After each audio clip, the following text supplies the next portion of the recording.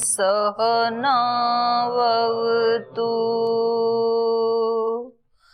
सहनौ भुनक्तु सह वीर्यं करवावहै तेजस्विनावधीतमस्तु मा विद्विषावहै। ॐ शान्ति शान्ति शान्तिः।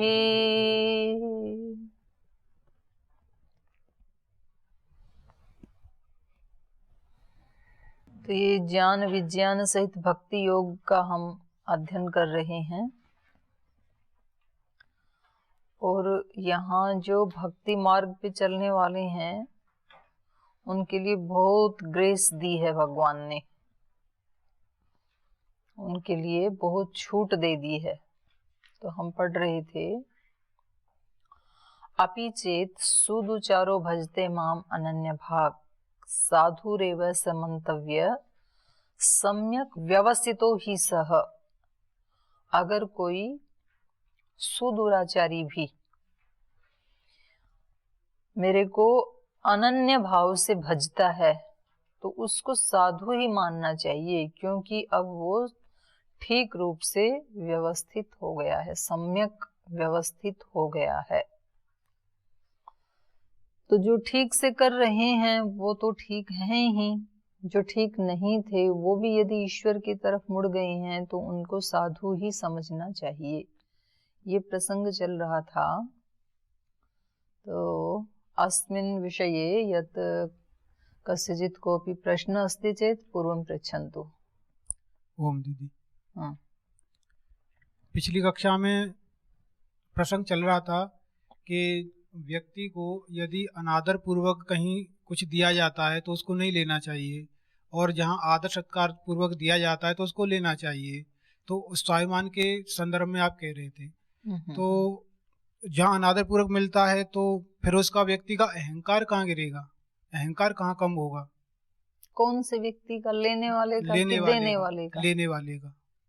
जो लेने गया है वहाँ अनादर मिल रहा है उसको, तो अनादर उसको स्वीकार कर अहंकार लेने। और स्वाभिमान में तो अंतर है ना जी,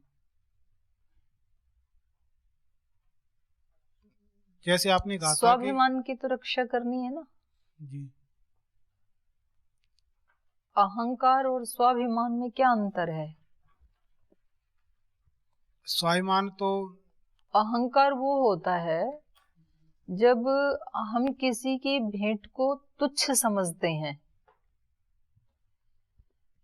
और स्वाभिमान ये जो देने वाला है वो हमें तुच्छ समझ रहा है। भाव, तुच्छता का भाव जौन से में भी आएगा, लेने वाले में भी या देने वाले में। तो जहां ये भाव आएगा ये भाव दोषपूर्ण है। देने वाले में यदि ये भाव है कि ये तुच्छ लोग हैं और इनको मैं दे रहा हूं इतना, मतलब मैं श्रेष्ठ हूं, तो ये देने वाले का भाव ठीक नहीं है, उसका अहंकार का भाव है ये। और यदि लेने वाले में तुच्छता का भाव आए कि मेरे लिए तो यही सब कुछ है, यही भगवान है, अब ये जैसे भी दें मेरे को तो अब क्या बोलना, घर का खर्चा तो कम से कम चल ही जाएगा, तो चलो इनका ये भी सहन कर लेता हूँ। मन से तो इनका आदर नहीं करता हूँ जो इतना मेरा अपमान कर रहे हैं, लेकिन क्योंकि आवश्यकता है तो चलो कॉम्प्रोमाइज कर लेता हूँ। तो वो अपनी आत्मा को खुद ही गिरा रहा है। कोई बात नहीं, थोड़ा है तो थोड़े में गुजारा करूंगा, लेकिन इससे निरादर पूर्वक नहीं लूंगा, नहीं, क्योंकि उससे अपना आत्मबल नीचे गिरता है। और मुझे अधिक चाहिए तो मैं अधिक पुरुषार्थ करूंगा। ये भाव दोनों में से जहां कहीं भी है, इस भाव को हटाना है, ये बात है। जैसे लेने वाला है, देने वाला अहंकार पूर्वक दे रहा है, कि मैं इसको दे रहा हूँ, ये तो अपमान करके दे रहा है उसको, वो समझ भी रहा है कि ये मुझे अपमानित करके दे रहा है। यदि वहां से आता है वापस न ले करके, तो उसका भी तो अहंकार बढ़ता है फिर। नहीं, अहंकार क्यों नहीं बढ़ेगा ना, स्वाभिमान बढ़ेगा। वही तो मैं कह रही हूँ कि स्वाभिमान और अहंकार में अंतर है। आत्मबल बढ़ता है उससे अपना। इसलिए महर्षि दयानंद ने कहा कि पापी व्यक्ति या दुराचारी व्यक्ति यदि चक्रवर्ती सम्राट भी है तो उसे डरना नहीं चाहिए, और धर्मात्मा व्यक्ति, चरित्रवान व्यक्ति यदि बिल्कुल गरीब भी है तो उससे डरना चाहिए, क्योंकि उसकी आत्मा में बल होता है। तो स्वाभिमान से आत्मबल बढ़ता है और अहंकार से आत्मबल गिरता है। जी, और कोई प्रश्न है? ओम दीदी जी। जी दीदी जी, एक जगह बता रहे हैं जैसे मैं पूर्ण हूँ ये बोलते हैं, फिर क्या बता रहे हैं? ईश्वर पूर्ण है, हाँ, हर जगह में व्याप्त है बोलते हैं। हाँ हाँ। फिर कभी बता रहे हैं कि मैं जैसे साकार रूप में प्रकट भी होता हूँ। कहाँ बताया? साकार रूप में परित्राणायाम जब वो होता है बोल के, जो तृतीय जी। अध्याय। तो दीदी जी जैसे फिर बोलते हैं कि भगवान आस भी कर रहे हैं कहीं कहीं, जैसे मेरे भक्त मुझे पूजे, और फिर कह रहे हैं मुझे फर्क नहीं पड़ता। और फिर बोलते हैं कि भाव से एक फूल भी चढ़ाया तो मुझे प्रसन्न होता है। फिर भी बोलते हैं कि मुझे कुछ, यानी कि मुझे पूजे मुझे पूछे, जैसे भी पूछे, यानी कि जैसे भी वो मुझे याद करे, मुझे किसी की पूजा की आवश्यकता भी नहीं है। कंफ्यूज जैसे हो रहा है। तो हम लोग बुद्धि से जानने की कोशिश करोगे तो कंफ्यूज होगा, क्योंकि जो बुद्धि से जानने योग्य नहीं है उसको आप बुद्धि से सुलझाना चाह रहे हैं, कंफ्यूज तो होगा। क्योंकि इतना ही सरल होता तो आप बुद्धि से समझ जाते, तो उससे आगे कोई साधना करने की आवश्यकता ही नहीं थी। अगर विचार से समझ जाते तो साधना की क्या जरूरत थी फिर। लेकिन इसमें जो आप कह रहे हैं कि एक जगह कहते हैं कि मैं सब जगह हूं, फिर कह रहे हैं कि सब मुझ में है लेकिन मैं इनमें नहीं हूं, ऐसे बोला ना। तो वहां कहने का अभिप्राय क्या है? सब मुझ में है, मतलब हमारी तो ये सीमितता है कि हम उससे बाहर कहीं जा नहीं सकते हैं, तो हम तो उसमें हैं। सभी प्राणी सब मुझ में हैं, लेकिन मैं उनमें नहीं हूं। इसका अभिप्राय क्या है कि इनमें से किसी एक में भी कोई कहे कि जी मैं तो बड़ा योगी हूं, मैं तो बड़ा धर्मात्मा हूं, तो ऐसे मानना चाहिए कि मैं उस एक व्यक्ति में नहीं हूं। अगर हमने मान लिया कि मैं वो किसी अवतार में है तो सीमित कर दिया ना हमने उसको। तो स्वयं ईश्वर यहाँ ज्ञान विज्ञान पूर्वक बता रहे हैं कि ऐसा नहीं है, मैं उनमें नहीं हूं, मतलब मात्र उसमें नहीं हूं, किसी भी एक में, चाहे वो कितना भी विराट स्वरूप वाला है, चाहे जड़ है या चेतन है, उसमें हूं, लेकिन उससे भिन्न में भी हूं और उन सब से भिन्न भी हूं, सारी सृष्टि में भी हूं। दूसरा आपने पूछा कि सगुण साकार में जब जब कल्याण करना होता है सृष्टि का, तो ये सारी सृष्टि जो है ये सगुण साकार रूप ही है ईश्वर का, और ये हम सब आत्माओं का कल्याण करने के लिए ही है। तो एक तो ये सारी सृष्टि का जो स्वरूप है ये सगुण साकार है यहाँ पे। दूसरा, मनुष्यों में भी ऐसे सगुण साकार बहुत सारे जो संत योगी महात्मा हैं वो ईश्वर की विभूतियां हैं, तो वो भी कल्याण करने के लिए ही आती हैं। लेकिन उस विभूति में ही ईश्वर अवतरित हो गया ऐसा नहीं है। ईश्वर की शक्ति है उसमें भी और ईश्वर की शक्ति है इसमें भी, लेकिन इसकी अभिव्यक्त नहीं हो रखी है, उसने उसको अभिव्यक्त किया है। देखो जो ये सारा ब्रह्मांड है ये तो जड़ है, और इसको बनाने वाला, इसकी इतनी महान रचना करने वाला, चलाने वाला, इसका भरण पोषण करने वाला, कल्पना भी करें तो एक दिन हम कर रहे थे ना कल्पना कि भाई ये कितना विशाल ब्रह्मांड, देखो पृथ्वी ही कितनी विशाल है, फिर इस पृथ्वी से विशाल अनेक ग्रह उपग्रह हैं, शनि आदि, इन सब से भी लाखों गुना विशाल सूर्य है। और फिर ये तो एक सौर परिवार हुआ, ऐसे ऐसे अनंत सूर्य हैं इस ब्रह्मांड में, तो कितना विशाल है ये। और फिर पृथ्वी के ऊपर भी आप देखें तो कितनी जल राशि है, कितने प्राणी हैं, बहुत विशाल रचना है ना ये। तो इसके बारे में भी जब हम सोचते हैं तो ये इतनी विशाल रचना ईश्वर ने बनाई है।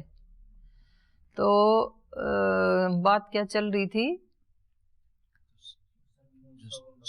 हाँ, तो इतना सब करके भी मतलब ये ईश्वर का एक छोटा सा अंश है। ये सारी पृथ्वी जो इतनी विशाल है, इसके सारे ब्रह्मांड में इसका अस्तित्व कितना है? जैसे बहुत बड़े शहर में एक मच्छर का अस्तित्व हो, उतना है ये। तो ईश्वर कहते हैं कि मैं सबके कल्याण के लिए सृजन करता हूं इसका, लेकिन मैं मात्र इतना ही हूं ऐसा नहीं है, मैं उससे अतीत भी हूं, इस सारी सृष्टि से अतीत भी हूं। ये पृथ्वी नहीं, इतने ग्रह उपग्रह नक्षत्र जो हमें दिखाई दे रहे हैं, ये सारा ईश्वर की ही रचना है। और ये सब करके भी मैं ही रचता हूं उसको, लेकिन इस सब को रच के भी मैं उससे निर्लिप्त हूं। तो ये तो हुई ब्रह्मांड की एक रचना जो मैं बता रही थी। ऐसे ही ये जो हमारा शरीर है ना, ये मिनी भगवान है। यथा ब्रह्मांडे तथा पिंडे, ये मेरा शरीर भी इस ब्रह्मांड का ही एक छोटा मॉडल है।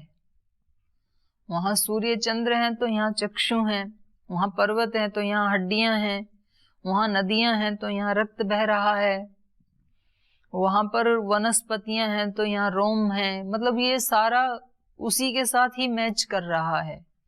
और वहां एक बहुत बृहत चेतना कार्य कर रही है, तो यहाँ एक छोटी चेतना कार्य कर रही है।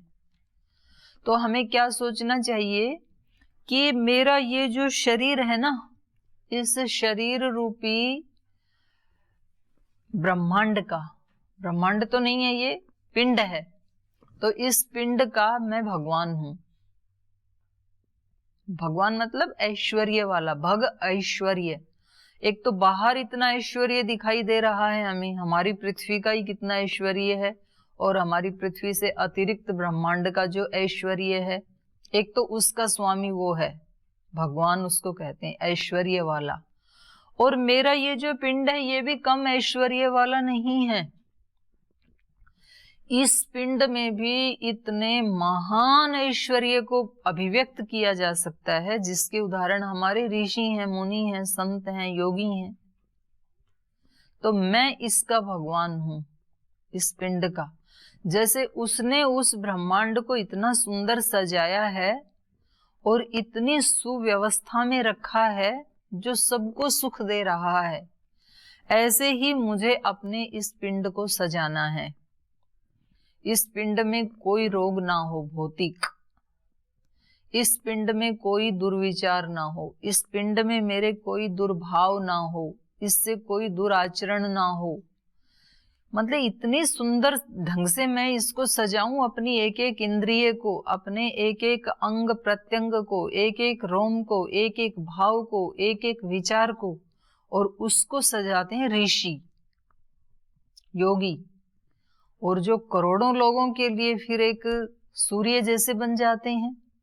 एक सूर्य तो आकाश में जलता है, जो इस सारे ब्रह्मांड को जीवन दे रहा है, अंधकार मिटा रहा है। और एक सूर्य होते हैं महापुरुष, योगी, संत, महात्मा, ऋषि, युगद्रष्टा, वो जो करोड़ों के जीवन के अंधकार को मिटाते हैं और करोड़ों लोगों के जीवन को रोशनी देते हैं। तो वो क्या है? इस पिंड के भगवान है वो।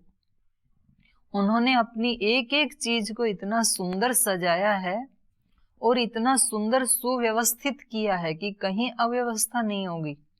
जैसे बाहर ब्रह्मांड में कोई अव्यवस्था नहीं है। ठीक समय पर ऋतुओं का बदलना, ठीक समय पर सूर्योदय होना, ठीक समय पर सूर्यास्त होना, ठीक समय पर औषधियां वनस्पतियां उगना, अन्नों का पैदा होना, फल आदि का उत्पन्न होना, कितनी सुंदर सुव्यवस्था है। और सब करके निर्लिप्त रहना,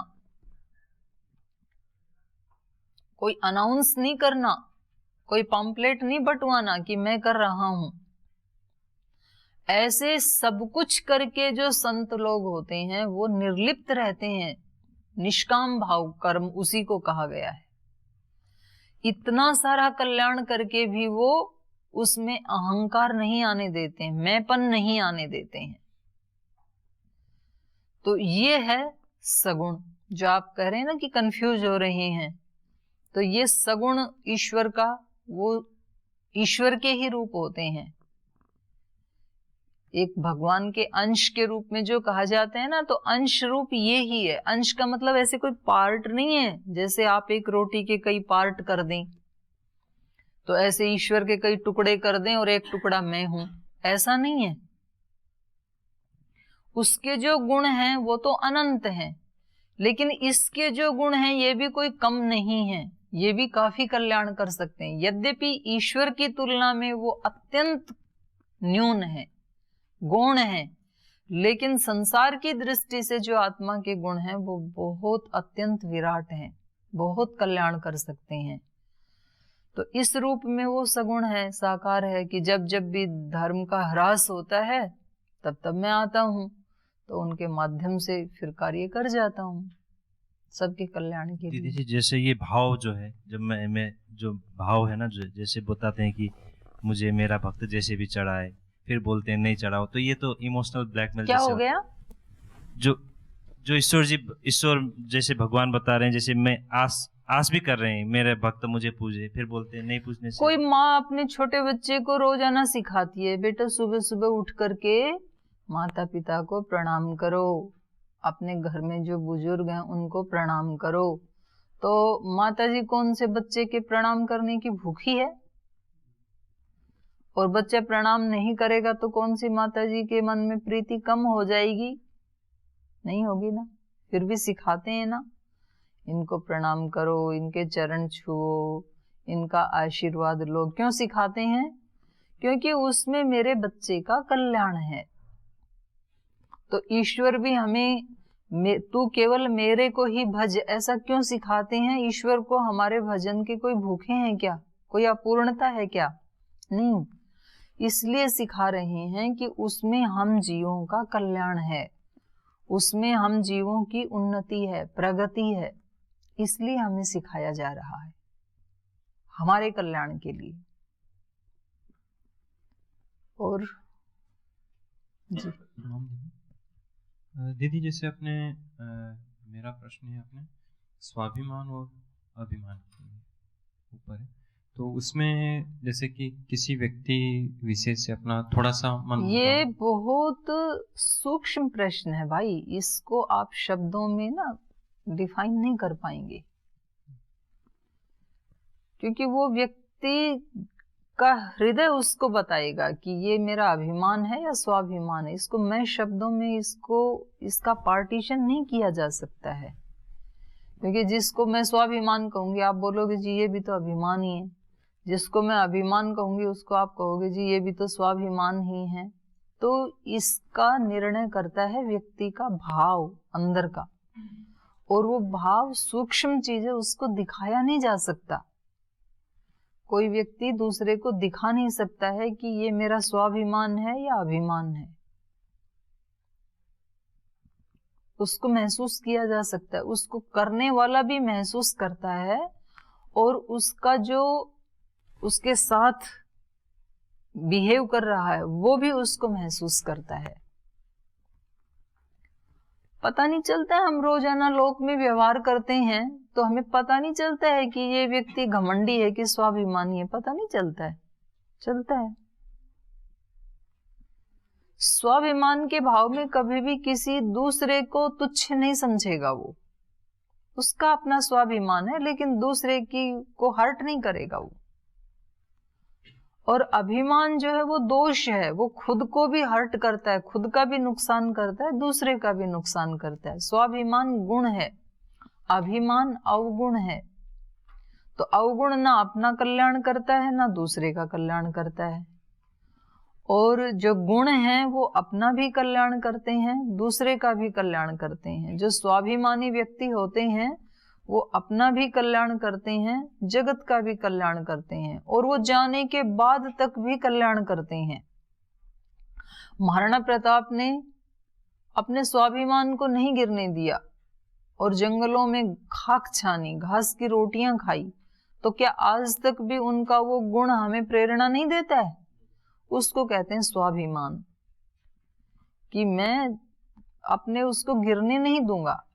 महारानी लक्ष्मीबाई का स्वाभिमान ही तो था, नहीं तो उनको ऑफर कर रहे थे ना अंग्रेज कि आप कितनी भी सुख सुविधाएं लो, एक राजरानी को जो सुविधाएं मिलनी चाहिए वो सब मिलेंगी आपको महल में, लेकिन झांसी हमारे अधीन रहेगी। तो उसने कहा कि मुझे स्वीकार नहीं है, मुझे अपने सुख चैन आराम की आकांक्षा नहीं है, लेकिन जब तक मेरे शरीर में एक रक्त भी बूंद बची है, रक्त की एक बूंद भी, मैं अपनी झांसी नहीं दूंगी। इसको बोलते हैं स्वाभिमान। तो पता चलता है व्यक्ति को कि ये इनका स्वाभिमान है या इनका घमंड है। ये भाव क्या है उसके पीछे?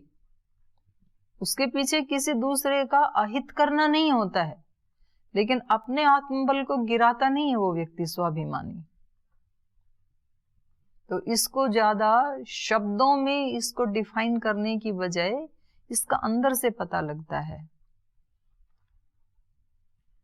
जैसे इसमें हम अभी इतनी उच्च चेतना पे नहीं है, पर फिर भी एक जैसे प्रयास करते हैं कि जैसे किसी के साथ में हमारा थोड़ा सा मान लो मन मुटाव हो जाता है, तो उसके बाद में क्या है कि हमने चलो ठीक है हमारी कोई गलती नहीं, फिर भी उसके बाद में भी हमने एक बार उसके सामने प्रयास किया कि हमारा मन मुटाव खत्म हो जाए, 2 बार किया, 3 बार किया, उसके बाद में कि अगर जो नहीं कर रहा है तो फिर हम मतलब मैं मेरी जगह स्थायी हूँ, वो उसकी जगह स्थायी है, तो उसको घमंड में लेंगे क्योंकि मैंने मेरी तरफ से प्रयास किया कि मतलब जो मन मुटाव है वो दूर हो। पर उसके बाद में भी अगर जो व्यक्ति के बिल्कुल मतलब घमंड से उसी प्रकार अगर जो सामने वाला अगर जो खड़ा रहे, फिर अगर जो हम उसको छोड़ देते, अवॉइड कर देते कि चलो ठीक है मेरे को अब इससे कोई मतलब नहीं है, तो उसको घमंड में आंकेंगे उसके बाद में, या फिर स्वाभिमान। किसी व्यक्ति ने आपके साथ ठीक से व्यवहार नहीं किया और आपने फिर भी अपनी तरफ से उसके लिए अच्छा सोचा और अपनी तरफ से आपने बोला, उसने बोलचाल बंद कर दी, फिर भी आपने अपनी तरफ से जाके उसको प्रणाम किया या उससे कोई बात की, और वो व्यक्ति अभी भी आपको ठीक से रिस्पॉन्स नहीं दे रहा है, तो जो पहले आपने ऐसे सोचा कि चलो हम शुरुआत कर लेते हैं मनमुटाव की मिटाने के लिए, तो ये आपका गुण है, ये आपकी चेतना के लेवल को ऊंचा दिखा रहा है। लेकिन उस व्यक्ति की चेतना उतनी नहीं है ऊंची कि वो आपके उस भाव को समझ सके, क्योंकि जिस दिन मनमुटाव हुआ था उस दिन उसको जो चोट लगी थी उसमें अभी दर्द है, उसका दर्द अभी मिटा नहीं है। आप अपनी तरफ से प्रयास कर रहे हैं, ये आपका ऊपर उठ रहा है, लेकिन आपके प्रयास करने के बावजूद भी आप कहोगे कि मैंने सॉरी बोल दिया ना, मैंने मान लिया ना मेरे से त्रुटि हुई, मैंने अपनी तरफ से आगे से बोल लिया ना उसको, तो अब तो मानना चाहिए। लेकिन उस व्यक्ति के सामर्थ्य नहीं है, अभी भी उसका दर्द नहीं मिटा है। आपने किसी को चोट मारी और अगले दिन जाके आप कहते हो मरहम लगा दी ना मैंने, तब तो ठीक हो जाओ, लेकिन दर्द उसको अंदर तक हो गया, ज्यादा हो गया, तो उसमें वक्त लगेगा अभी। तो करना क्या है? मरहम लगा दो, वेट करो, फिर भी ठीक नहीं हुआ, मरहम लगा दो, वेट करो, मरहम लगा दो, वेट करो। हो सकता है आपके हिसाब से आप कहोगे जी कितनी बार मरहम लगाऊं, 5 दिन तो लगा दी, हो सकता है वो 5 महीने में समाप्त हो। आप कहोगे अगला व्यक्ति तो मरहम लगवाने को भी तैयार नहीं है। तो बाहर तो ऐसे होता है कि वो लगवाने को नहीं है तो हम भी नहीं लगाएंगे, कैसे लगाएं, तैयार नहीं है तो। लेकिन जो अंदर, क्योंकि आप इसलिए करते जाओ कि आपकी चेतना ऊंची है, आप अच्छा कर्म आप कहोगे जी कब तक करें, 5 बार तो उनसे आगे से बोल लिए, अब आगे से कैसे करें और क्यों करें? इसलिए करो क्योंकि आप अच्छे हो। वो इसलिए उसको नहीं समझ पा रहा है क्योंकि उसकी बेचारी की चेतना अभी डाउन है, उसमें उतना बल नहीं है अभी। और ये बाहर से देखने में कई बार ऐसे लगेगा कि वो तो मेरे से ज्यादा जानता है, वो मेरे से वरिष्ठ है, वो मेरे से ज्यादा पढ़ा लिखा है, वो उम्र में मुझसे बड़ा है, तो उसमें तो ज्यादा होना चाहिए ना। ये मान लो मैं आपको पढ़ाती हूं, तो आप मेरे से ये अपेक्षा करेंगे किसी विषय में कि भाई दीदी को तो ज्यादा मतलब ऊपर होना चाहिए ना, लेकिन हो सकता है किसी विषय में मेरे अंदर वो सामर्थ्य नहीं है। तो फिर आपको क्या करना है? आपको छोड़ना नहीं है, आपको अपनी तरफ से करते ही जाना है। और यदि आप में भी सामर्थ्य नहीं है कि जी मुझ में भी तो नहीं है इतनी सामर्थ्य कि उसकी उपेक्षा को देखने के बावजूद भी मैं करता ही जाऊं, ये मेरे में भी सामर्थ्य नहीं है, मैं भी उस समय कहता हूं कि ठीक है वो अपनी जगह, मैं अपनी जगह, यहां तक भी ठीक है। पर फिर उसके नीचे ये मन में नहीं सोचना कि देखो मैंने 5 बार कहा और फिर भी क्या अपने आप को समझता है, रिस्पॉन्स ही नहीं दे रहा है, तो फिर आप भी नीचे आ गए हो। आप उस लेवल पे रहो कोई बात नहीं, लेकिन फिर भी अपनी तरफ से भावना अच्छी ही करते रहें कि भगवान करे इनको जल्दी समझ आए, भगवान करे ये जल्दी ठीक हो, इनके अंदर ये दोष ज्यादा आ गया। आत्मा तो विशुद्ध ही है निश्चित रूप से, जैसी मैं विशुद्ध आत्मा हूं वैसी ये भी विशुद्ध आत्मा है, इसमें नो डाउट। पर इसका थोड़ा सा ये बढ़ गया मैल, भगवान करे इसका जल्दी हटे। ऐसा सोचने से आपका हित होगा, उसका हो या ना हो, पर आप नीचे नहीं आएंगे। तो ये अपना कर्तव्य है। तो इसमें आज मैं ये बताने भी वाली थी आपको, अन्य किसी का कोई प्रश्न तो नहीं है?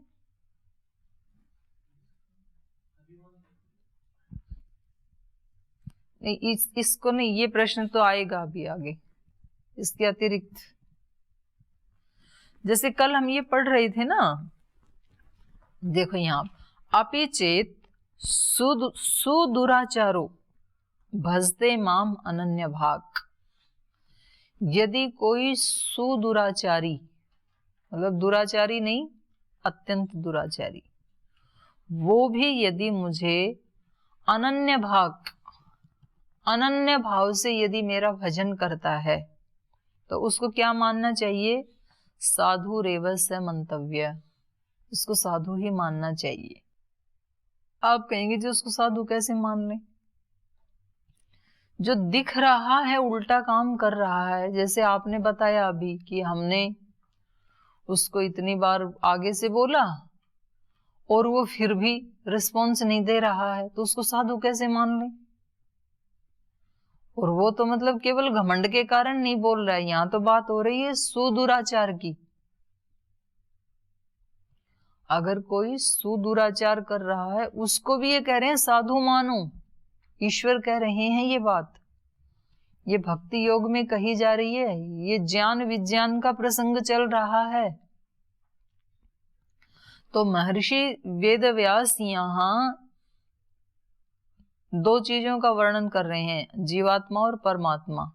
जीवात्मा का प्रतिनिधि इन्होंने रखा है अर्जुन को, परमात्मा का प्रतिनिधि इन्होंने रखा है कृष्ण को। तो कृष्ण के मुख से जो बात कहलवा रहे हैं वो परमात्मा की तरफ से कहलवा रहे हैं, अर्जुन के तरफ से जो बात कहलवा रहे हैं वो जीवात्मा की तरफ से कहलवा रहे हैं। इस तरह का ये संवाद है। तो ऐसे व्यक्ति को हम साधु कैसे माने, ये प्रश्न एक उठता है कि जब दिख रहा है कि ये व्यक्ति सुदुराचारी है तो उसको हम साधु कैसे माने? तो इसीलिए तो यहां मानने की बात कही है। वो साधु हो गया ऐसा नहीं कहा यहां पे,